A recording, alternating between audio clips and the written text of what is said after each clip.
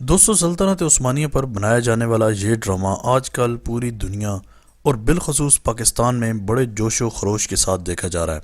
ترکی کی طرف سے بنائے جانے والے اس ڈرامے میں ہر وہ چیز دکھائی گئی ہے جو کہ کسی بھی قوم کے لیے فائدہ مند ثابت ہو سکتی ہے۔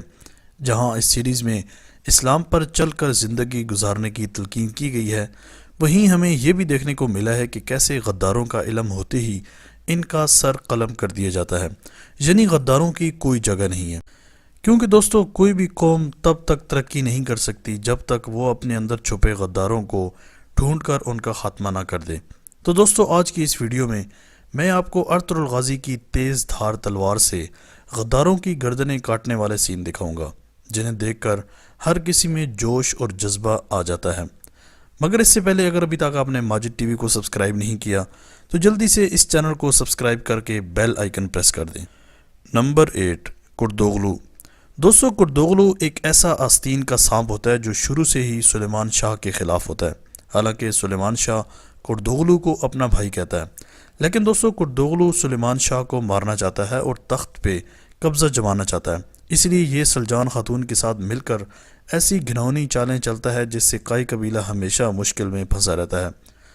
مگر سلجان خاتون آخر میں معافی مانگ لیتی ہے اور یہ پکڑا جاتا ہے اور ارطغرل اس غدار کا سر قلم کر دیتا ہے۔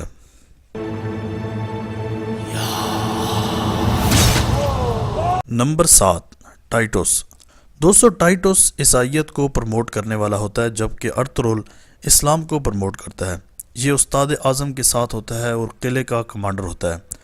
یہ کردوغلو کے ساتھ مل کر مسلمانوں کا کافی نقصان کرتا ہے۔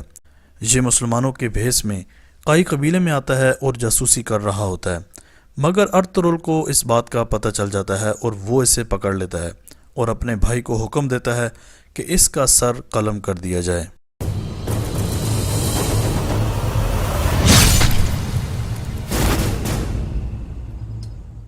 نمبر 6، ناصر۔ دوستو ناصر عیسائی مذہب کا ہوتا ہے جو کہ جاسوس بن کر مسلمان کے بھیس میں حلب میں آتا ہے اور حلب کے امیر العزیز کا خاص آدمی بن جاتا ہے اور یہاں سے اپنے گھناؤنے مقاصد کو پورا کرتا ہے۔ مگر دوستو ارطغرل کو پتہ چل جاتا ہے اور بہت کوششوں کے بعد ناصر پکڑا جاتا ہے۔ ارطغرل اسے قائی قبیلے لے جاتا ہے اور ابن العربی کے سامنے اس جاسوس کا گلا کاٹ دیتا ہے۔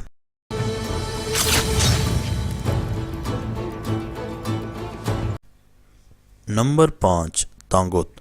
دوستو تانگوت منگولوں کا نائب کمانڈر اور نویان کا خاص آدمی ہوتا ہے، مگر سنگوتگن اس کے ساتھ لڑتا ہے۔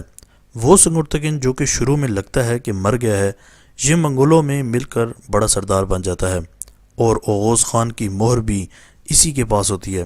خیر یہ تانگوت کے پہلے ہاتھ کاٹتا ہے، پھر اس کا سر قلم کر دیتا ہے۔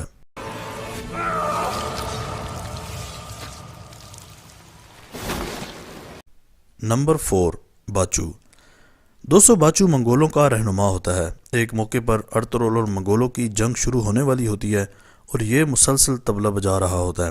ارطغرل اس کی آواز سے بہت تنگ ہوتا ہے اور ترگت کو حکم دیتا ہے کہ اس کو خاموش کراؤ، اور ترگت اپنے کلہاڑے کے وار سے اس کو ہمیشہ کے لیے چپ کرا دیتا ہے۔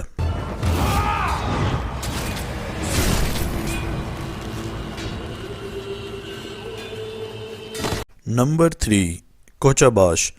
دوستو یہ منگولوں کا جاسوس ہوتا ہے اور مسلمان کے بھیس میں قبیلے میں گھسا ہوتا ہے اور تو تک ان کا خاص آدمی بن جاتا ہے۔ اس کی جاسوسی کی کسی کو کانو کان خبر نہیں ہوتی۔ آہستہ آہستہ ارطغرل کو اس کی جاسوسی کا پتہ چل جاتا ہے اور ایک موقع پر یہ ارطغرل کو مارنے لگتا ہے، مگر ارطغرل اس کے وار سے بچتے ہوئے اسی کی تلوار پکڑ کر ایک ہی وار میں اس جاسوس کی گردن اڑا دیتا ہے۔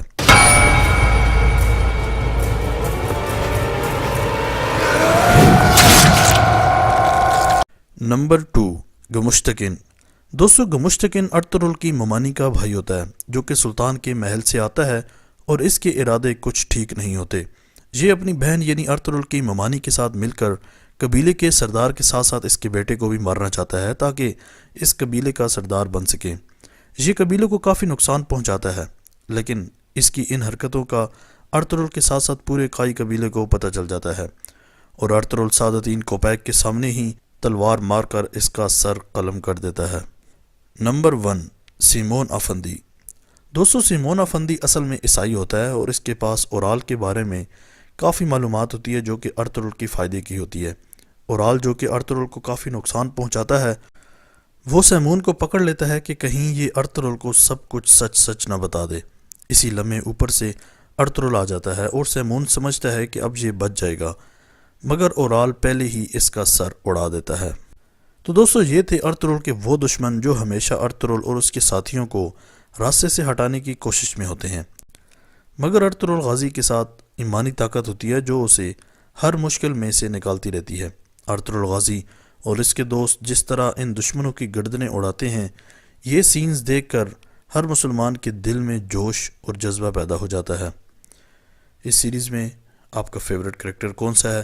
کمنٹ سیکشن میں ضرور بتائیے گا۔ ماجد ٹی وی کو سبسکرائب کر کے بیل آئیکن پریس کر دیں تاکہ ماجد ٹی وی کی آنے والی ہر ویڈیو کی نوٹیفیکیشن آپ کو آسانی سے ملتی رہے۔ اگلی ویڈیو تک کے لیے اجازت دیجیے۔ اللہ حافظ۔